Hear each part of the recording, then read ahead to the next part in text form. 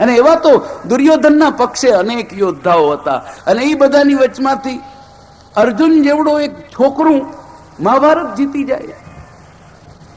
ભગવાનથી પણ રહેવાયો નહીં. ભગવાને પણ કહ્યું કે જીતી જાય નહીં, જીતી ગયો. ભીષ્મ દાદાએ કહ્યું કે જીતી ગયો નહીં, એને જીતાડી દેવામાં આવ્યો, એને આપે જીતાડ્યો.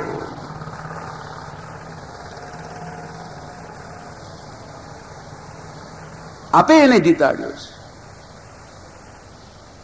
ભગવાને કહ્યું કે આક્ષેપ છે દાદા, મરતા મરતા આપ મારા માથે આક્ષેપ કરતા જાઓ. ભીષ્મ દાદાએ કહ્યું કે આક્ષેપ નથી, વાસ્તવિકતા છે. આપ એમ માનો છો કે મને ખબર નથી? કહું, સપદી સખી વચો નિશમ્ય મધ્યે નિજ પરયોર બલયો રથમ નિવેશ્ય સ્થિતવતી પરસૈ નિકાયુ રક્ષણા રતવતી પાર્થ સખે રતિર્મમાસ્તુ.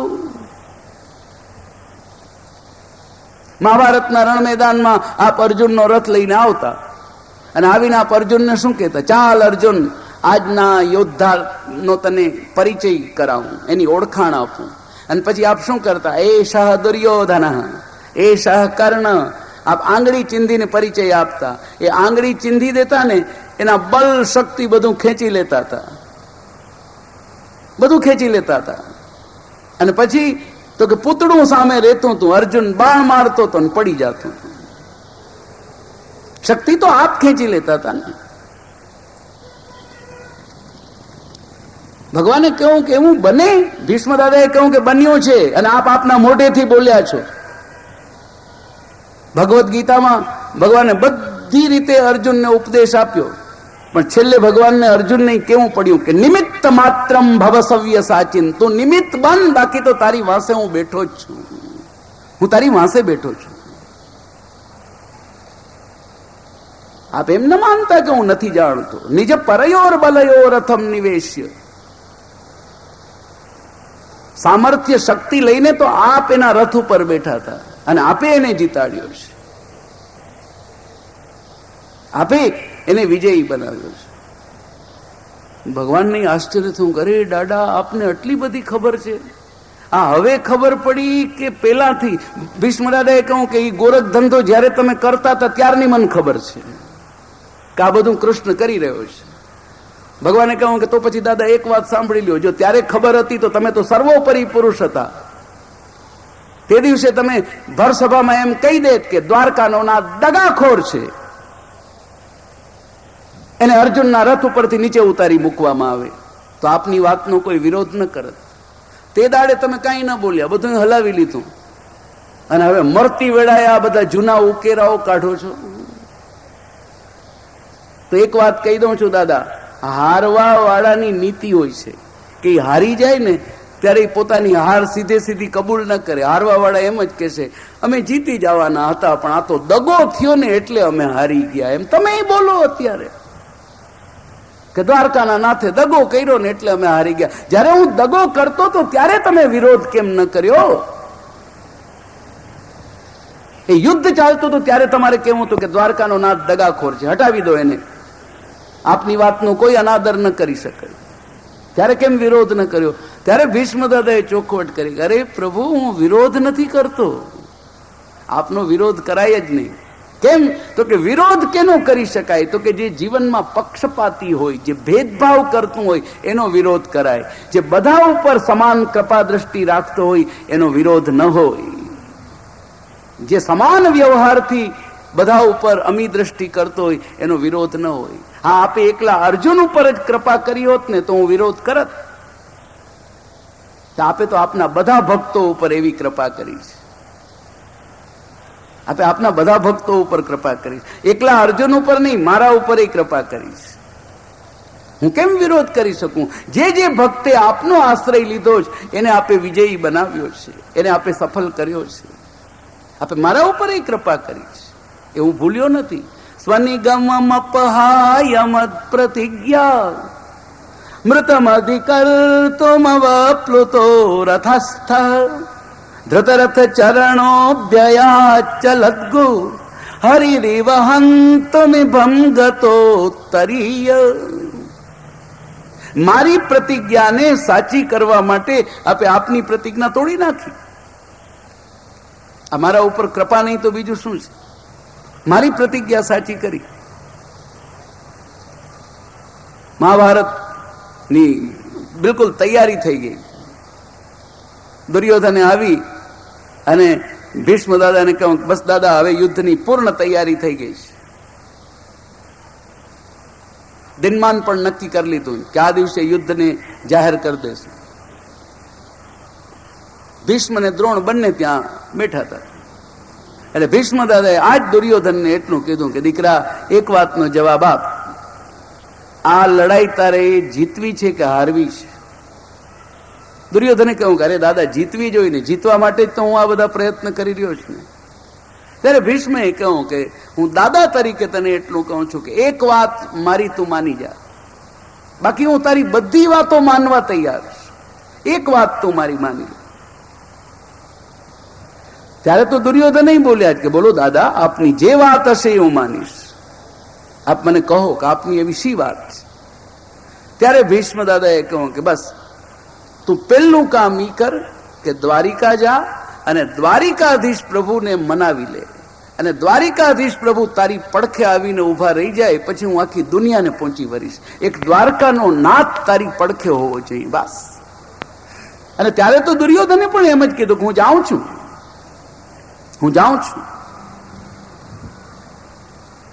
અને હું દ્વારિકાધીશ પ્રભુને પધરાવીને આવું છું. અને દુર્યોધન પહોંચ્યા છે. દ્વારિકામાં ગયા, મધ્યાહનનો સમય થઈ ગયેલો. સેવકોને પૂછ્યું કે દ્વારિકાધીશ પ્રભુ ક્યાં બિરાજે? સેવકોએ જવાબ આપ્યો કે રાજભોગ થઈ ગયા, હવે તો ભગવાન પોડી ગયા છે, તો જાગશે ક્યારે? સેવકોએ કહ્યું કે હવે તો મધ્યાહનોત્તર જયારે ઉત્થાપન થશે ત્યારે જાગશે. ત્યારે દુર્યોધન દ્વારિકાધીશ પ્રભુના શયન મંદિરમાં, શયન ખંડમાં પહોંચી ગયો છે. દ્વારિકાધીશ પ્રભુ પર્યંક ઉપર પોઢ્યા હતા. દુર્યોધને આમ ચારેય તરફ નજર કરી તો એક રત્નજડિત બાજોટ હતો. એટલે એ બાજોટ લઈ અને ભગવાનના માથા પાસે, ઓશિકા પાસે બેસી ગયો કે બસ દ્વારકાનો નાથ જાગે એટલે મારે તરત વિનંતી કરવી છે. એ પ્રતીક્ષા કરી રહ્યો છે કે ભગવાન જાગે. આ બાજુ એ દિનમાન નક્કી થઈને પાંડવોને ત્યાં ગયું એટલે ધર્મરાજે અર્જુનને રવાના કર્યા કે બીજું બધું પછી પેલા દ્વારિકાધીશ પ્રભુને જઈને વિનંતી કરી આવો. એટલે અર્જુને દ્વારિકામાં આવ્યા. ભગવાન પોઢ્યા છે. અર્જુન પણ શયન ખંડમાં આવ્યા. અર્જુને આવીને જો તો દુર્યોધન બેઠા છે બાજોઠ ઉપર ભગવાનના મસ્તક પાસે. અર્જુન ભગવાનના ચરણારવિંદ પાસે બેસી ગયા. વળી અર્જુનના મનમાં થયું કે નકામો બેઠો છું એના કરતા લાવ ને પ્રભુના ચરણ ચાપું. એટલે એમના ચરણ ચાપવા લાગ્યા. હવે ચરણ ચાપતા હતા ને ભગવાન જાગ્યા. પથારીમાં સૂતા હોય એની ઉઠતાની સાથે નજર કઈ બાજુ પડે? માથા ઉપર જાય કે પગ તરફ જાય? તો કે દ્રષ્ટિ તો પગ તરફ જવાની છે. અર્જુનને ભગવાને જોયા. દ્વારકાનાથજી આમ પલંગ ઉપરથી સફાળા બેઠા થઈ ગયા. ઓહો અર્જુન ક્યારે આવ્યા, વાહ રે વાહ, આજ તો પથારીમાંથી ઉઠતા વેત મિત્રના દર્શન થઈ ગયા, આજનો દિવસ બહુ સફળ થશે. અર્જુને પણ હાથ જોડ્યા. બસ પ્રભુ થોડો વખત થયો, થોડી ચરણ સેવા મળી, ત્યાં તો આપ જાગી ગયા. આ બધી વાતો થવા લાગી ને દુર્યોધનનો પારો ચડી ગયો કે 2 કલાક વેલો આવ્યો, માથે આવીને બેઠો અને વાસે આવવા વાળો માન પાન આદર બધું લઈ ગયો. દુર્યોધન થી રેવાયું નથી. દુર્યોધન એ જ વખતે બોલ્યો છે, જરા આ બાજુ નજર કરજો,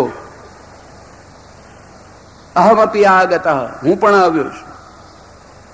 ત્યારે દ્વારિકાધીશ પ્રભુની નજર મસ્તક તરફ ગઈ. દુર્યોધનને જોયા એટલે પરમાત્માએ કહ્યું, ઓહો દુર્યોધન પણ પધાર્યા છે, પધારો પધારો કરીને એમને પણ આમ સામે બેસાડ્યા. સામે બેસાડી અને ભગવાન પાછા અર્જુનને પૂછે, બોલો બોલો અર્જુન, શા માટે આવ્યા? દુર્યોધને એ જ વખતે વિરોધ કર્યો, પેલા હું આવ્યો છું, પેલા આપ મને પૂછશો, પછી બીજાની સાથે વાત કરશો. દ્વારકાનાથજી આમ વાત વાળી લીધી. ઓહો ભૂલ થઈ ગઈ હો, આમે પાટવી કુંવર તમે જ છો, પેલા તમારી જોડે જ વાત હોય, બોલો તમે આજ્ઞા કરો, શા માટે આવવાનું થયું? દુર્યોધને બધી વાત કરી. મહાભારતના યુદ્ધનો દિનમાન નક્કી થઈ ગયું. હું કૌરવોના પક્ષે આપને પધરાવા આવ્યો છું. બસ એક જ વિનંતી લઈને આવ્યા છો? દુર્યોધને કહ્યું કે હા. હવે ભગવાને અર્જુનને પૂછ્યું, બોલો અર્જુન, તમે શું કહો છો? અર્જુને કહ્યું, બસ પ્રભુ, હું આપને પધરાવા જ આવ્યો છું. ભગવાને વિચાર કર્યો કે અધિકાર બેયનો છે, સંબંધ બેયની સાથે છે. કેમ તો કે એકને મારી સાથે સંબંધ છે, એકને મારા મોટા ભાઈ સાથે સંબંધ. અર્જુન મારો સખા છે, મારો મિત્ર છે, મારો ભક્ત છે. તો દુર્યોધન છે એ મારા મોટા ભાઈનો વાલામાં વાલો શિષ્ય છે. બળરામજીનો પ્રિય શિષ્ય દુર્યોધન હતો. એકને મારી સાથે સંબંધ છે, એકને મોટા ભાઈ સાથે સંબંધ છે. અને ભગવાન વિચારે છે કે એ ભાઈઓ ભાઈઓ ઝઘડે છે, અમે ક્યાં ભાઈઓ ભાઈઓ ઝઘડીએ છીએ? અમે તો બે ભાઈઓ પ્રેમથી રહીએ છીએ. અધિકાર બેયનો છે, જવું બેયને ત્યાં જોઈએ, અને એ તો બની નહીં શકે. એટલે દ્વારકાનાથજીએ ચતુરાઈ કરી.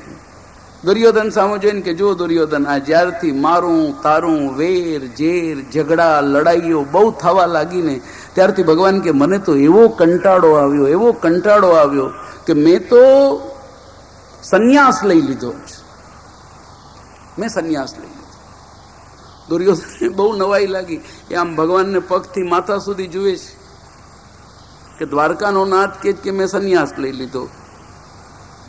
રત્નજડી સોનાના પલંગ ઉપર સૂતો છે, પીળા પિતાંબર પહેર્યા છે, બાજુબંધ બેરખા શોભી રહ્યા છે, ગળામાં મોતીની માળાઓ શોભી રહી છે, કાનમાં કુંડલ શોભી રહ્યા છે. આમાં ક્યાંય ભગવું લુગડું દેખાતું નથી. ભગવાન કે મેં સંન્યાસ લઈ લીધો. આમ દુર્યોધન જોવા લાગ્યા. એટલે દ્વારકાનાથજીએ તુરંત કહ્યું કે કપડા ન જોતા હો, હું ક્ષત્રિયનો દીકરો છું, અને ક્ષત્રિયનો દીકરો ભગવા વસ્ત્ર પહેરીને સંન્યાસ ન લે. ક્ષત્રિયનો દીકરો શસ્ત્ર સંન્યાસ લે. એ વસ્ત્ર સંન્યાસ ન લે, એ શસ્ત્ર સંન્યાસ લે. કે હાથમાં હથિયાર ન લેવા, આ એનો પહેલો સંન્યાસ. મેં શસ્ત્ર સંન્યાસ લીધો છે કે હાથમાં હથિયાર ન લેવું. દુર્યોધને કહ્યું કે એકેય હથિયાર ન લેવાય.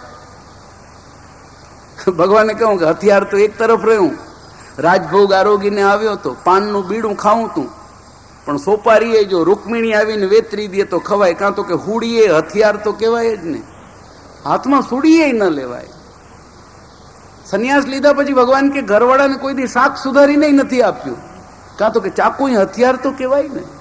શસ્ત્ર તો શસ્ત્ર જ છે.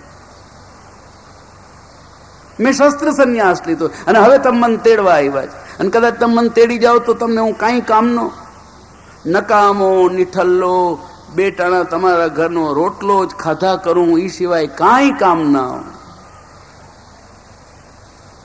જો ભાઈ વ્યવહારમાં તો રહેવું છે ભગવાન કે.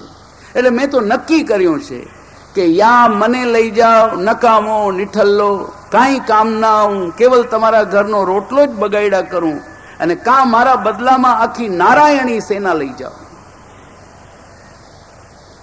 આખી નારાયણી સેના લઈ જાઓ. બોલો શું જોઈએ છે? દુર્યોધને વિચાર કર્યો કે દ્વારકાનાથ હાથમાં હથિયાર લે નહીં, લડાઈમાં મદદ ન કરે, પછી અહીંયા લઈ જઈને કરવું છું? અહીંયા કઈ લગ્નનો માંડવો થોડો છે કે એમ કેશું ખુરશી ઢારીને બેઠા રહેજો, અમારે કાંઈ કામ નથી. અરે અહીંયા ખંભે ખંભો મેળવીને લડવું છે. અને જો દ્વારકાનો ધણી મને જો એની નારાયણી સેના આપી દે તો એક તો અમારું કૌરવોનું સૈન્ય, અને એમાં જો યાદવોની નારાયણી સેના ભળી જાય તો પછી મજાલ છે પાંડવોની કે અમને જીતી જાય. દુર્યોધને એ જ વખતે બાંધછોડ કરી છે કે તો પછી મારે આપને નથી લઈ જવા, મને આપના બદલામાં એ નારાયણી સેના આપી દો. ભગવાને માયનું ગાલો છૂટા. હવે ભગવાને અર્જુન સામે વાત કરી. બોલો અર્જુન, તમે શું કહો છો? અર્જુને કહ્યું, પ્રભુ હું આપને પધરાવા આવ્યો છું, હું આપને પધરાવા આવ્યો છું.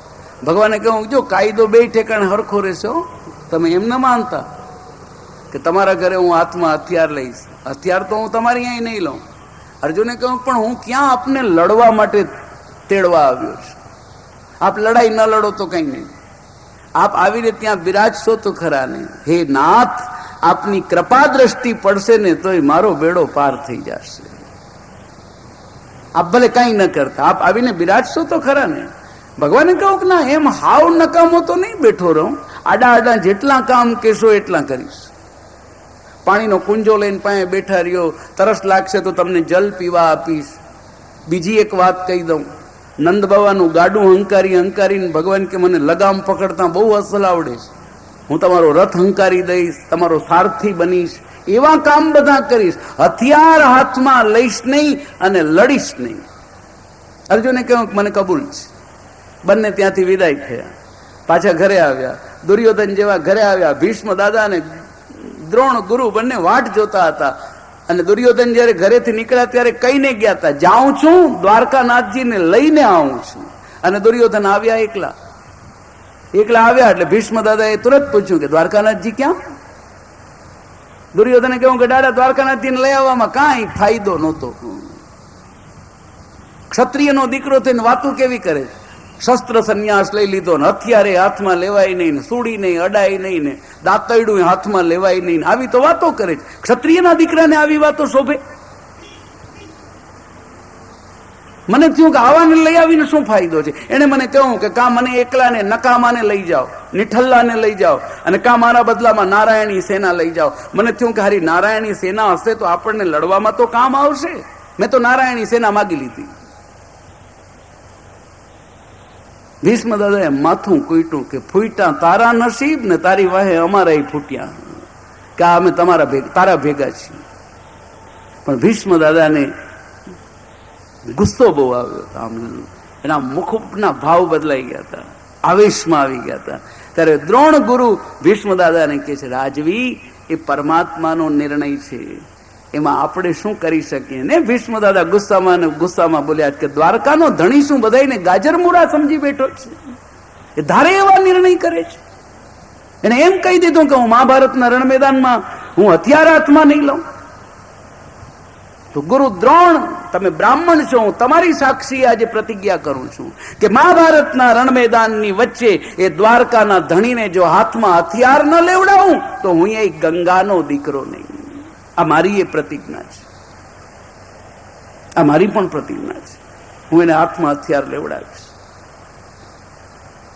અને મહાભારતમાં દ્વારકાના ધણી જો ગભરાતા હતા કોઈનાથી તો ભીષ્મથી. મહાભારતમાં કથા છે કે રાત્રે જયારે શિબિરમાં સભા ભરાય યોદ્ધાઓની, ત્યારે ધર્મરાજ બધાને પૂછતા, મહારથીઓને, અતિરથીઓને, કાલની લડાઈમાં તમે કઈ રીતે વ્યૂહ લડશો, અગ્રેસર કોણ થશે, એ બધાને પૂછતા. પછી અર્જુન પણ સામે આવે એટલે ધર્મરાજ અર્જુનને પૂછે, બોલો કાલની વ્યવસ્થા તમારે શું જોઈએ? એમ રથીઓને પૂછી લેવામાં આવે, પછી એના સારથીઓને પણ પૂછવું પડે. અને ભગવાન તો અર્જુનના સારથી હતા એટલે ધર્મરાજ દ્વારકાનાથજીને પૂછતા, બોલો પ્રભુ, આપને કાલે કઈ આવશ્યકતા, કઈ જરૂરિયાત, આપના માટે શું વ્યવસ્થા? ત્યારે દ્વારકાનો ધણી એક જ માગણી હંમેશા કરતા, મારે બીજું કાંઈ નથી જોતું, મને એક ગુપ્તચર એવો બાતમી લઈ આવવા વાળો આપો કે હંમેશા કૌરવોને ત્યાંથી રાત્રિ સભામાંથી એક બાતમી, એક સમાચાર લઈ આવીને રોજ મને આપી દે કે આવતીકાલે સેનાપતિ કોણ થવાનું છે. બસ એ મને આગલેથી ખબર પડી જવી જોઈએ. કેમ તો કે દ્વારકાના નાથને પણ ભય હતો કે જેથી ભીષ્મ દાદા સેનાપતિ થઈને આવશે તે દિવસે મને ભારે પડી જશે. આપ વિચારો, જેના નામથી ભગવાને ભડકતો હતો એનું નામ ભીષ્મ હતું. દ્વારકાનાથને હતું કે આ ડોસો મને ભારે પડી જવાનો છે. અને જે દિવસે ગુપ્તચરોએ આવીને પરમાત્માને કહ્યું કે હા પ્રભુ, આવતીકાલના સેનાપતિ ભીષ્મ દાદા છે, અને ભગવાન સાવધાન થઈ ગયા. પરમાત્માએ રાતો રાત યોજના બદલી. શિખંડીને કહ્યું કે તમે આગળ જાઓ. શિખંડીને આગળ મોકલી દીધા. અને પરમાત્મા સવારના આમ એટલા ઢીલા પોચા થઈને આમ ધીરે ધીરે તો જાગ્યા, રથ તૈયાર કરે. આમ અર્જુન ઉતાવળો થાય કે નહીં, યા સૂર્યોદયની વેળા થવા આવી, તું જલ્દી કર. ભગવાન પાસે કે હવે જવાય છે, જાય છીએ. ઉતાવળાસો બાવરા, ધીરસો ગંભીર, આવા તો વેણ કાઢે મોઢામાંથી. અર્જુન પરાણે હટ કરીને હવે જલ્દી કર, જલ્દી કર. રથ તૈયાર થયો. અર્જુન રથમાં બેઠા. ભગવાને રથને હંકાર્યો. પણ આજ દ્વારકાનાથજીની ચતુરાઈ જુઓ, રથને આમ રણભૂમિમાં પછવાડે ને પછવાડે ફેરવ્યા કરે, વચોવચ ન લઈ જાય. અડધો કલાક વીત્યો. અર્જુન કે છે ભાઈ તું વાંસે ને વાંસે શું કામ ફર્યા કરે છે, રણભૂમિની વચમાં મને લઈ જા. પાછા દ્વારકાનાથજી અર્જુન સામુ જઈને કે આપણે ઘરધણી કહેવાય, આપણે રોજ આગળ ને આગળ ઉભા રહી જાય તો પછી વાહે હું હાલે છે એની આપણને ખબર શું પડે? એના કરતા કોક દી વાહે રહેવું જોઈએ, ખબર તો પડે કે વાહેથી શું થાય છે. એવી એવી વાતો કરીને અર્જુનને આમ એવો ભોળવી લીધો છે. અને ભીષ્મ એવા લાચાર થઈ ગયા, બપોરનો સમય થઈ ગયો તો એ અર્જુન સામે ના આવ્યો. ભીષ્મ વિચાર કરે કે મારા હાથમાં આજે જ એક જ દિવસ થયા, અને આ દિવસ જો મારા હાથમાંથી ચાલ્યો ગયો તો મારું જીવન એડે જશે ને મારી પ્રતિજ્ઞા નિષ્ફળ જશે. હવે શું કરવું? ત્યારે ભીષ્મે સર્વતોવર્તી બાણ આકાશમાં છોડ્યા છે. એ યોદ્ધા બીજા યોદ્ધાને લલકારે એ બાણ આકાશમાં છૂટે, અને એ જયારે ભીષ્મે છોડ્યા અને અર્જુન સાવધાન થઈ ગયો, કરે કોઈ શત્રુ પક્ષનો સર્વોપરી યોદ્ધા આજ મને લલકારી રહ્યો છે. પછી અર્જુનથી રહેવાનું નહીં. ત્યારે પછી એને કંટાળીને ભગવાનને કહી દીધું, કનૈયા હવે મારે તારી એકેય વાત નથી સાંભળવી, હવે તું મને જલ્દી રણભૂમિની વચમાં લઈ જા. તમે શ્રીમદ ભગવદ્ ગીતા વાંચો, ઉપદેશ ભગવાને આપ્યો, અર્જુનને ઉપદેશ ભગવાને આપ્યો, પણ તમે ભગવદ્ ગીતામાં જોજો આદેશ અર્જુન આપે છે. ભગવદ્ ગીતામાં પણ આદેશના શબ્દો અર્જુનના મોઢામાંથી નીકળશે. સેનયોર ભયોર મધ્યે રથમ સ્થાપયમેચ્યુત. હવે મારે કાંઈ નથી સાંભળવું, તું મારા રથને રણભૂમિની વચમાં લઈ જા. એ તો અર્જુનના મોઢામાંથી જ બોલાણું. હવે તું મને વચોવચ લઈ જા. ત્યારે પરમાત્મા લાચાર બની ગયા. સારથી હતા ને, માલિકનો ઓર્ડર ડ્રાઈવરે તો માનવો જ પડે. ભગવાન સારથી છે. પરમાત્મા રથને દોડાવે છે.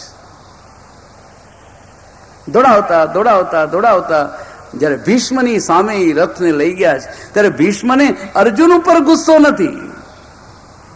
એને અર્જુન ઉપર ગુસ્સો, એને ગુસ્સો છે દ્વારકાના ધણી ઉપર. એ જયારે આમ ભગવાન રથ લઈને સામા આવ્યા ત્યારે ભીષ્મે આમ ભાથામાંથી બાણ લે, ધનુષની પ્રત્યંચામાં મૂકે અને છોડે. આમ એક પછી એક આમ બાણનું ચક્ર કર્યું છે. અને એવા એવા બાણ છોડ્યા કે દ્વારકાના નાથને પણ થયું કે આ બાણ જો એકાદેય અર્જુન સુધી પહોંચી જાય તો આજ અર્જુનને જીવતા રાખવા ભારે પડી જાય. એ કઈ ન સૂજે એટલે પરમાત્મા એ જ વખતે આમ છલાંગ મારી ગોઠણિયા વાળીને ઉભા થઈ જાય એટલે ભીષ્મનું જે સન્ન કરતું બાણ આવે એ સીધું દ્વારકાના ધણીની છાતીમાં લાગે, પરમાત્માની છાતીમાં લાગે. આજ ભીષ્મ બોલે છે રણભૂમિના રણમેદાનની બાણસૈયા ઉપરથી પરમાત્માના ચરણમાં સ્તુતિ ગાતા ગાતા ભીષ્મ બોલ્યા છે, મમ નિશિત શરીર વિભેદ્યમાન ત્વચી વિલસત કવચેસ્તુ કૃષ્ણ આત્મા. હે પ્રભુ, વધારે તો શું કહું, પણ આપે આપના વક્ષ ઉપર જે ઉપરણો ઓઢ્યો છે ને, એ ઉપરણાના આમ બે છેડા ખોલી નાખો, અને છેડા ખોલી અને અરીસાની સામે, દર્પણની સામે ઉભા રહ્યો. મમ નિશ્ચિત શરીર વિભેદ્યમાન. અને તમારી છાતીને અરીસામાં જુઓ, તમારી છાતીમાં અડધા ઇંચની જગ્યા નહીં હોય કે જ્યાં મારા બાણનો ઘા ન લાગ્યો હોય. મેં આપની છાતીને તો ચારણી બનાવી દીધી હતી. એ બધા બાણ આપની છાતીમાં લાગ્યા હતા.